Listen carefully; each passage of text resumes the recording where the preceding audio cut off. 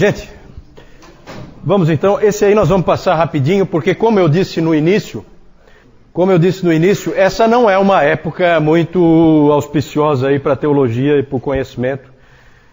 É uma época de soldados e camponeses, como eu disse antes, e também de monges, mas pouco de evolução da teologia. E os nomes aí desse período são Boécio, Isidoro de Sevilha, Dionísio, João Scotus Erigena, todos nomes relativamente desconhecidos.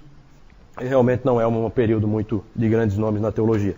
Por que conhecimento e teologia? Conhecimento e teologia porque essas duas coisas nesse período andam juntas. Tá? Não existe conhecimento sem teologia. Essas coisas andam juntas, não é separado, tá? Nesse período. Vamos falar só rapidamente desse Isidoro de Sevilha. Não é lá um grande teólogo, mas o livro dele, o livro das sentenças, ele foi bispo de Sevilha. O livro das sentenças tornou-se o livro-texto da teologia da Idade Média até o século XII, que aí foi substituído pelo livro do Pedro Lombardo. Esses livros das sentenças, esses livros que têm esse título, são geralmente colagens é um tipo de uma teologia sistemática, mas formada por colagens de textos de teólogos antigos. Então ele pega os livros dos pais e copia trechos de um determinado assunto, mais ou menos organiza por assunto, certo? Então é mais ou menos isso. Esse livro aí foi importante para a teologia na época, porque era, vamos dizer assim, o principal livro de teologia sistemática desse período. Ele também escreveu, esse Isidoro de Sevilha, escreveu um livro chamado Origens, que é um livro de conhecimento secular, um tipo de uma enciclopédia, com o conhecimento da época, certo? As Origens era a principal fonte de conhecimento desse período. Também esse outro nome ali, Dionísio, o Areopagita, que depois, hoje em dia, ele é conhecido como Dionísio, o pseudo-Areopagita, porque, na verdade, o indivíduo que escreveu tentou se fazer passar pelo Dionísio, que aparece lá em Atos 17, que pela tradição, que foi um convertido de Paulo em Atenas, e pela tradição é o primeiro bispo de Atenas.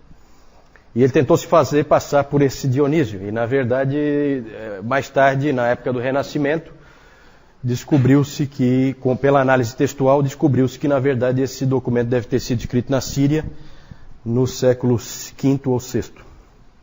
Esse Dionísio dizia que a teologia deve ser feita de forma negativa nos livros dele. Ele enfatizava aquilo que nós não podemos saber. E é claro que esse tipo de abordagem, que a gente chama de abordagem apofática, negativa, é uma abordagem que influenciou muito a Igreja Oriental, certo? Dionísio é muito influente para a Igreja Oriental. E também influenciou muito os místicos, porque a ênfase dele sempre é que nós não podemos conhecer, nós não podemos saber. É uma ênfase na escuridão em que nós estamos. É um jeito estranho de fazer teologia. O interessante é que esse Dionísio aí, ele escreveu um livro chamado Hierarquia Celestial, em que ele escreveu como é toda a hierarquia dos anjos. E aí ele bolou então 3 ordens de anjos, subdivididas em outras 3 ordens de anjos, e ele disse como que esses anjos todos estavam organizados lá no céu. O Calvino debochou muito desse Dionísio aí, porque ele falou, como é que uma pessoa que diz que a gente não pode saber praticamente nada lá do céu, sabia tanto? Né? Estranho, né? E esse livro, Hierarquia Celestial, foi seguido por um outro livro, também do Dionísio, Hierarquia Eclesiástica. Não, da igreja, Hierarquia da igreja.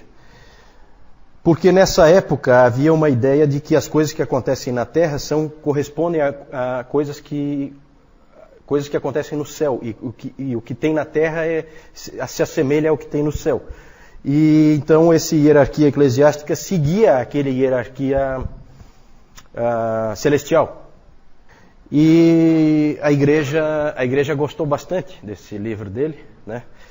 Porque vocês podem imaginar o quanto é interessante para a Igreja Católica Romana uma ênfase em hierarquia, ainda mais dizendo que no céu é assim, para que eles possam daí dizer que na terra também tem que ser.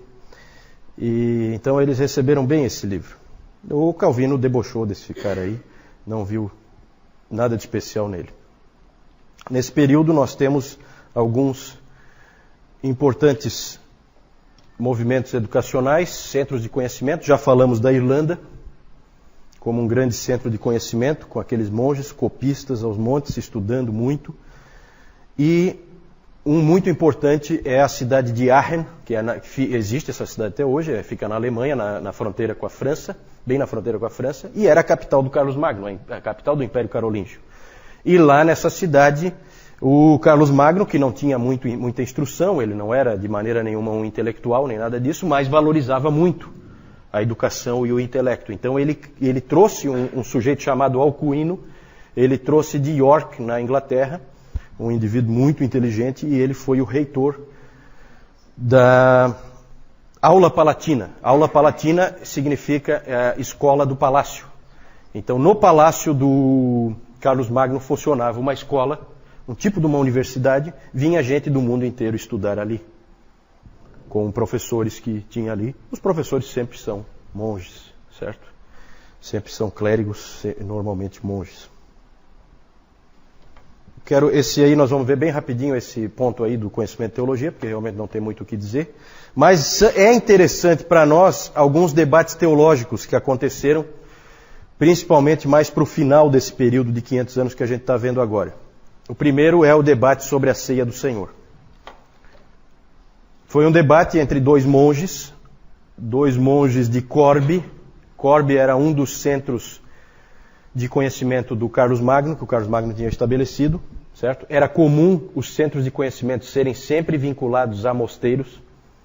Então já é junto ali, você tem o mosteiro, os monges, os melhores monges são os professores, eles ensinam os outros monges e ensinam também estudantes, certo? É o princípio das universidades, certo? Ainda não são universidades, mas está começando. Sempre primeiro nos mosteiros e depois nas catedrais. E também no palácio, no caso do Carlos Magno. Lá em Corbe, nesse mosteiro, na França, houve esse debate entre dois monges. Radberto, e o nome de um era Radberto e do outro era Ratramno. Acho que não tem ninguém com esse nome aí, não, né?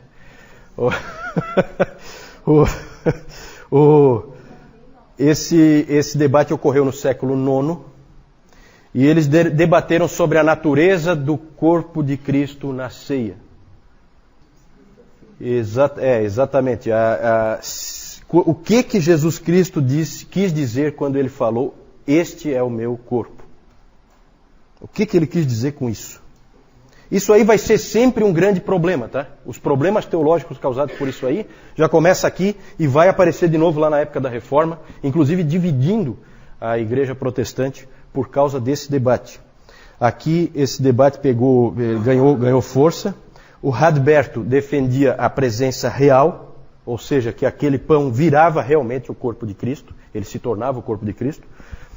E o Ratramno defendia que era uma presença espiritual.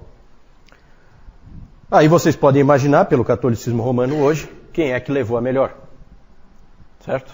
Ratramno foi condenado como herege por ter dito que a presença é espiritual. Aí, o ensino dele foi condenado pela igreja no Sínodo de Vercelli em 1050, como uma heresia.